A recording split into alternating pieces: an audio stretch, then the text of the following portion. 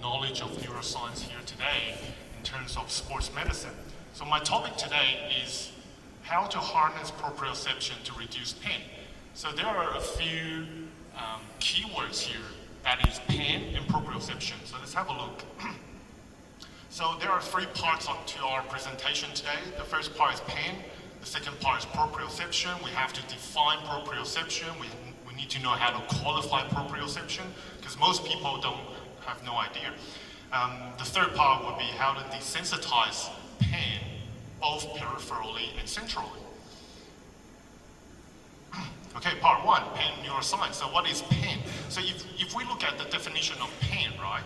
So which is defined by International Association of Pain Studies, or it's an unpleasant sensory and emotional experience. So now, I've highlighted the keywords here.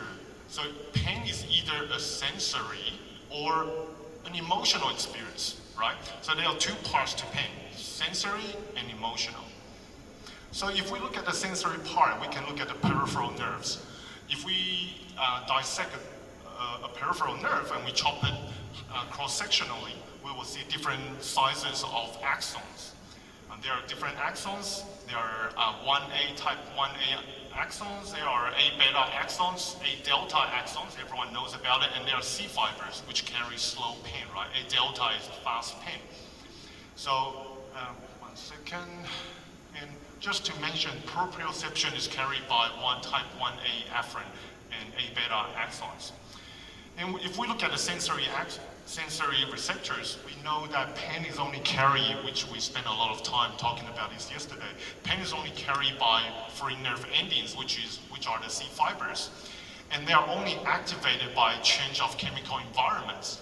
They are not sensitive to change of physical environments. And this is why if we pinch our face, if we compress our face, if you compress your carpal tunnel, you're not gonna get any pain. You will get pins and needles, you're gonna get numbness, you're gonna get paresthesia, but you're not gonna get pain.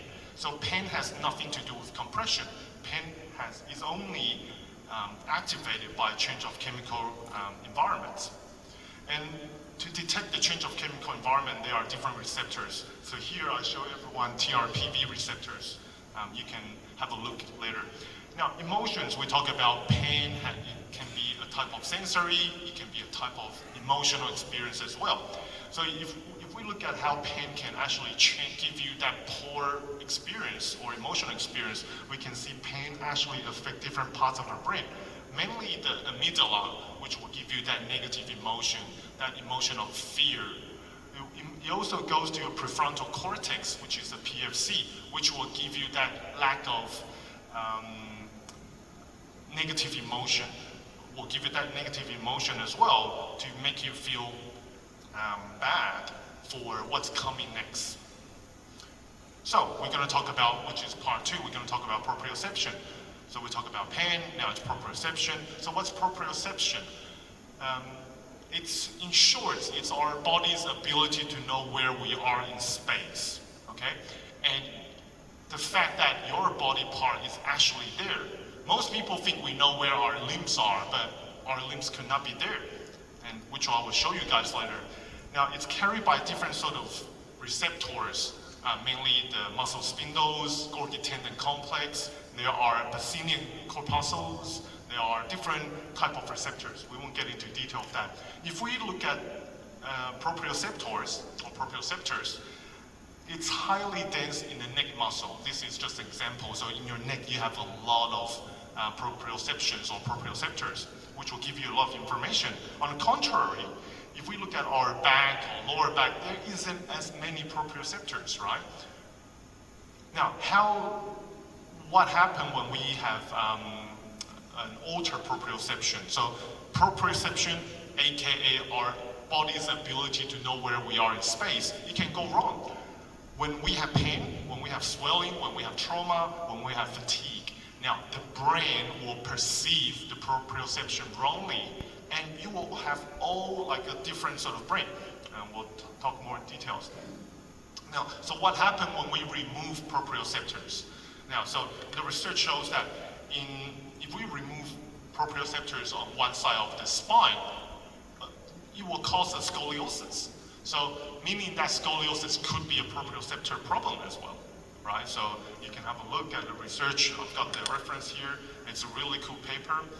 If we remove vestibular organs, we will have scoliosis as well. Just different part of paper. So how does the nervous system work? We know our nervous system and our brain works in the way that you actually have to receive sensory input. It has to process it. It will have to give it a response or a motor output. So in short, we can say a right or correct sensory input, e.g. or i.e. proprioception, is equivalent to the right motor output. So if we have poor proprioceptions, and we will have poor communication, our brain have no idea where we are in space, our body will have wrong movements. Okay, so our brain is highly adaptive, so the brain will not know where we are in space. It has very little awareness of what we do, so we will be vulnerable to injuries. So again, to sum it up, correct proprioception is equivalent to correct motor control. Okay? And our body get the proprioception from the muscle spindles, our vision, and our vestibular organs to form a thing called body schema, which is what I will talk about. So they have an internal representation of our body.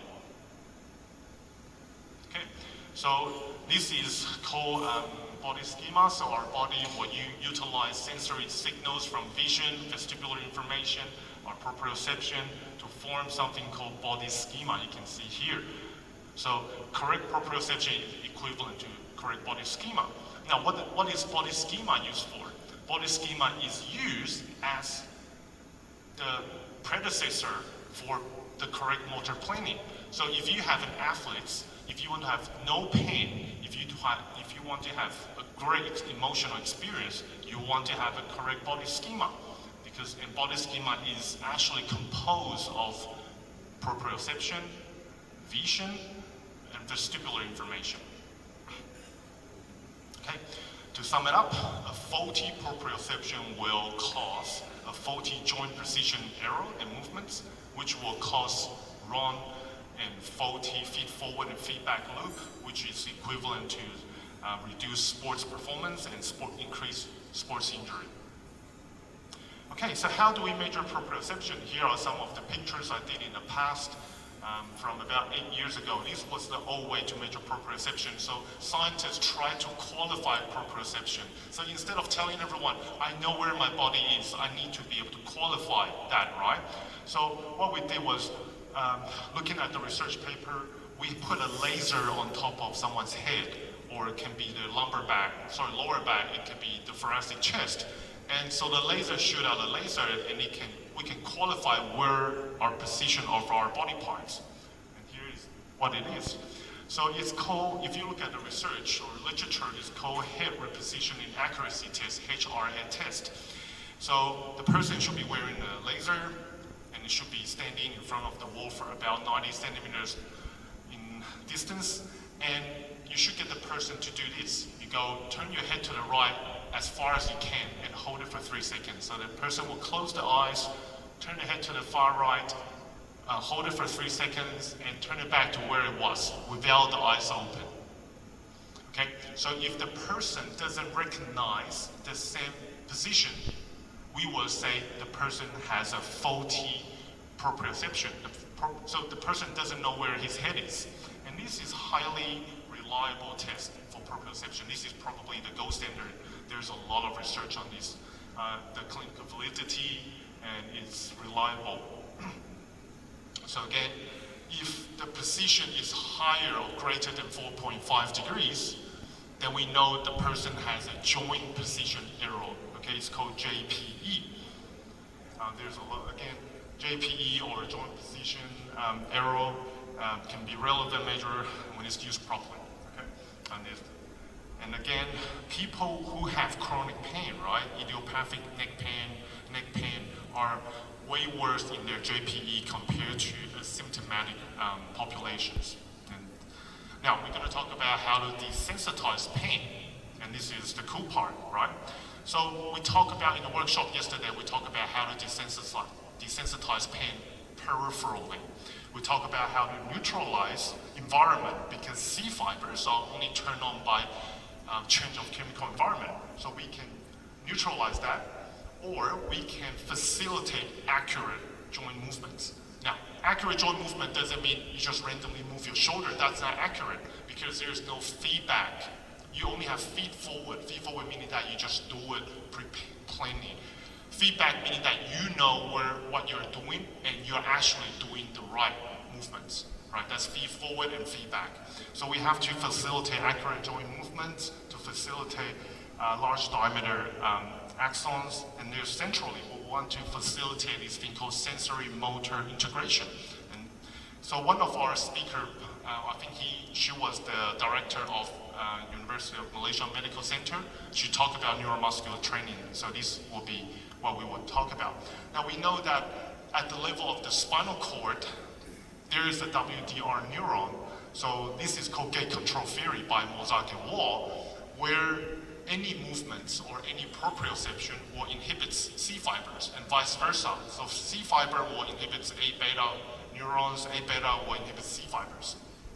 So movement, or the correct movement, can actually deactivate C fiber and activate good proprioceptions. So this is how we do it in the past, right? So let me see if I can play video here. Oh, oops, I can't. So you can see the laser. We put a laser on top of someone's head. We get the person. These are my students to draw, to do a maze. We can put the laser on someone's pelvis. We can even put a laser on someone's knee, and we can get person to do some sports or movement control training. So there is a visual feedback. So the person will know,